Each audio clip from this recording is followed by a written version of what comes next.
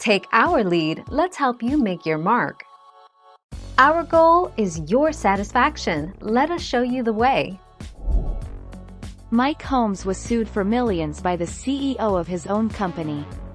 In 2012, the Holmes Group lost one of its 3 founding members when Brian Quast, who was then CEO, parted ways with the company. 8 February 2021.